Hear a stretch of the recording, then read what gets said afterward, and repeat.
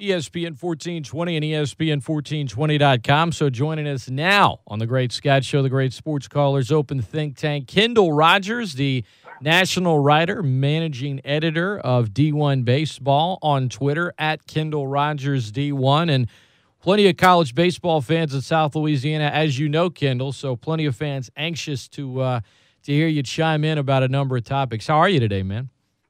I'm doing pretty good. I tell you what, man, when you look at the SEC, Sun Belt, all the other races around the country, these last 2 weekends of the regular season ought to tell us a whole lot going into our conference tournaments and, of course, Selection Monday. Yeah, it's right around the corner. And why don't we start here in our backyard in Lafayette? Sure. Cajuns RPI up to 49. Is there any path for Louisiana's Ragin Cajuns to potentially reach a regional other than winning the Sun Belt Conference tournament? I think there is. I mean, I think if they won their last two series and, won a few games in the conference tournament, I think they could get into that large. Obviously, they've gone up, I think, 11 or 12 spots over the last 2 days with those nice midweek wins. But, I think if they can take care of business on the weekend, these final 2 weekends, and make some noise, in Statesboro, I think they would have a fighting chance. I think the other thing here, guys, when you look at the Cajuns is, one part of the large bid process is, the regional advisory committees and, the eyeball tests and things like that. And you can bet that the Ragin Cajuns are going to rank pretty favorably on the regional advisory committee. I believe J.R. Teagues at Southeastern is the rep for that area for the regional advisory committee. And obviously, Jay would have probably very nice things to say about the Cajuns. So that's the other component other than the RPI metrics. But, again, they still have their work cut out. They've got work to do. But I'll tell you what, this is, I think I said this in our chat the other day, but when I look at the Cajuns, it stings that they're not more of a slam dunk team for the postseason, because I think when you look at the weekend rotation and you look at the back end with Dylan Moore and Wyatt Marks and some others, and even throw in like an Evan Guillory in there, I feel like this is a team that not only could get to the postseason, not only can win a regional, but honestly can make a run and get to Omaha. It's just they've had some, slip-ups and some bad times this year. So, hopefully, Rogue can get those guys back on track these final 2 weekends. I was pretty high on these guys coming into the year and would love to see what they kind of brought to the table in the postseason. Kendall Rogers, our guest. You mentioned, Wyatt Marks there. I think he and Gunnar Leger, both juniors, in terms of the draft, I think certainly I expect Gunnar to be drafted, Wyatt a possibility. Do you have any inkling as to maybe where these guys would be projected? Yeah, that's a great question. You look at Wyatt, I mean, he's a guy on slider, certainly enough. I would think, an 8 to 12 round guy. I think Leger, excuse me, is the interesting one. I don't think there's anybody that's a bigger fan than Gunnar out there besides maybe Coach Robichaux than me.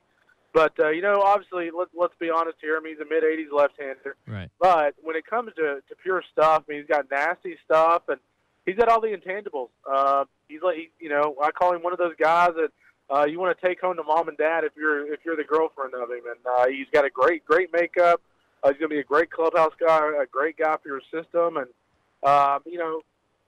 it'll be interesting to see where he can go in the draft. I would think he probably is a 10 to 20 round guy, but you never know. There could be somebody out there who wants to pop him a little earlier. But I would say 10 to 20 round, and I know that's kind of a broad set of rounds there. But with a guy like him that's so unorthodox, you just never know where he's going to go. From a national standpoint, Kendall, you're tied into it more than anybody in terms of college baseball. How does the I guess outside of South Louisiana, how does the college baseball world view a Tony Robichaux and the Ragin Cajun program? I think very favorably, and I think that the reason for that is if you look at what they've done over the last few years, they hosted a regional last year. Obviously, they ran into an Arizona team that, ended up playing for a national championship. There's nothing bad about that. And, a few years ago they played a super regional. They're a national seed. So I think the biggest thing for me with the Cajuns is, they've been incredibly consistent over the last few years. I know they're kind of on the defense postseason-wise this year, but, I think the big thing for Robe and company is this was a program at one point that would be good and, didn't be average and then kind of go under the radar for a few years. But now they're to the point where they're recruiting at a pretty high level and getting it done on a consistent basis. Kendall Rogers, our guest, managing editor, D1Baseball.com. For the casual college baseball fans, so much good stuff there. For the big college baseball fans, and I know a lot are listening, that premium subscription, either annual or a monthly, a lot of really good stuff to sink your teeth into and dig into over there. You can follow Kendall as well on Twitter, at Kendall Rogers D1. Kendall, as I'm talking to you as we're recording this, I know you're on your way to Baton Rouge for tonight's game between LSU and Auburn. You guys have LSU as a regional host. At what point do you feel like the Tigers are safe to host? In other words, how much more work do you think Maneri's squad needs to get done? I think if they win one more series in the regular season and win a couple of games at Hoover, I think they're safe. I think if they win their final two series, I think they go into Hoover in very good shape for a regional host. So, I think the biggest thing for LSU now is, establishing consistency. They tend to kind of go in and out in terms of their consistency. If they can get that going, and let's say they win the last two series and go on a run in Hoover, you can see this team end up being a national seed. Now, I wouldn't predict that, but it's certainly a possibility. How many SEC teams do you think get in this year? Say that again, sorry? It's all right. How many SEC teams do you think get in this year? I think right now, you're looking at 10. I think you look at Ole Miss and South Carolina as the two teams I'm kind of worried about right now. South Carolina has lost, 7 straight SEC series. That's pretty loud, to say the least. And then when you look at Ole Miss, they got a losing conference record. The Rebels really need to get a series win over Texas A&M this weekend. I think if they can do that, I feel better about them. But I think if they lose that series, I think they're going into the final weekend of the regular season, desperately needing a series win going, before they go off to Hoover for the conference tournament. Who do you think's had a more disappointing season thus far, South Carolina or Coastal Carolina? I would say South Carolina. I think when you look at the Gamecocks, you're talking about a team that's a preseason top 5 club. They're struggling to get to the postseason. I think Coastal, I think when you look at their situation, you look at the injury situation, with Latham and on the back end of the road, back end of the bullpen, some other issues. They've had some bad luck this year. It's not to say they shouldn't be much better than they are. They absolutely should. But, we forget. This is a team that lost some big pieces from last year. Michael Paez. You look at on the mound.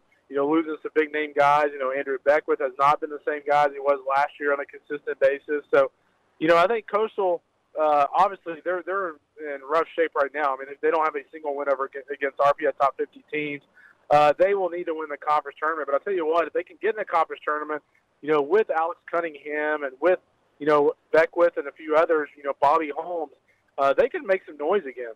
It's not out of the realm of possibility at all. It's just a matter of putting all the pieces together like a lot of teams right now. Kendall Rogers, our guest, ESPN1420, ESPN1420.com, managing editor, national writer, D1Baseball.com. You wrote this week, obviously, Kendall, about potential first-round pick Seth Romero, the left-hander for Houston. Yeah. He's kicked off the team, an altercation. What does that do to his stock, and what does that do to the Cougars as they're kind of looking, currently a projected 2 seed, kind of their outlook now with the postseason? Yeah. Well, the good news for Houston is they've kind of had to go the last month and a half without Romero. He was suspended a month ago for a separate issue. But, essentially what happened here is there was a fight, batting practice that was instigated by him, and that was pretty much the last straw. Todd Whitting has given this guy multiple chances to clean his act up. He hasn't done it. And I can tell you this, there's a lot of scouts and a lot of organizations out there that are watching this, and he's losing some serious money. I would say at this point that he's probably lost, anywhere from $500,000 to $1 million. So it's a sad deal, and hopefully moving forward, he can kind of get his head on straight, because in pro ball, they're really not going to put up with this kind of attitude.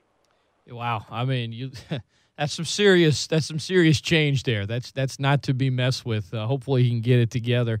Latest D1 baseball projections. It came out yesterday, but Southeastern Louisiana, La Tech, the last few in, they're on the bubble. So if the tourney starts today, Kendall, who are the last few in, and who are the last few out that still have aspirations of getting in? I think right now, I think you would throw the Cajuns in that mix in terms of teams that are narrowly out of the field. I mean, I think NC State, for me, would probably be the last team in the field. NC State, again, a lot like Ole Miss. I think Ole Miss would be one of those teams, too. Ole Miss, NC State, a losing ACC record. They really need to finish the season strong in these last 2 weekends. They do get Clemson at home, to end regular season. If they can win that series, I think NC State probably will find its way in. But for me, that's probably the first team or the last team in. And I would say the first team out, would probably be somebody like the Cajuns. Wow. ESPN1420.com. Final stretch here. Every game holds a lot of importance. Who's been the biggest surprise in your mind in college baseball this year? Well, I think Baylor.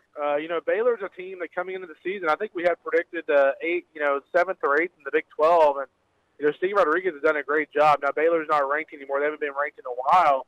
But you're talking about a team that's got a top 20 RPI. If their conference record was better, they'd be in the hosting mix. But Baylor was not expected to be anywhere near this good. And Steve Rodriguez, who went to Baylor from Pepperdine, has really done a nice job. I think Mississippi State needs to be talked about. The Bulldogs with Andy Cannizaro, the former LSU assistant. They lost 8 pitchers to season-ending injuries. And Mississippi State is tied for the SEC lead with Florida. Honestly, that is incredible considering the setbacks they've had. So Andy's done a nice job there. Andy would be, near the top for National Coach of the Year along with maybe Thompson at Auburn. So Mississippi State, considering the injuries, is a big surprise. But the biggest overall for me would have to be Baylor. Kendall Rogers, our guest. Just a few more for you, Kendall. You've been probably to more college baseball games in the last decade than most folks, maybe anybody. What in your mind, and maybe you can't narrow it down to one. Maybe you have a top 3 or something. But sure. What is the best college baseball atmosphere? It's interesting. I would say if it's a big series, I would say probably Ole Miss. I would say, if it's a big series, when they get kind of the outfield rolling out there, that place is an absolute I don't know. It's like a circus, man. It's crazy, and you got the adult beverages flowing in the outfield. It's a lot of fun.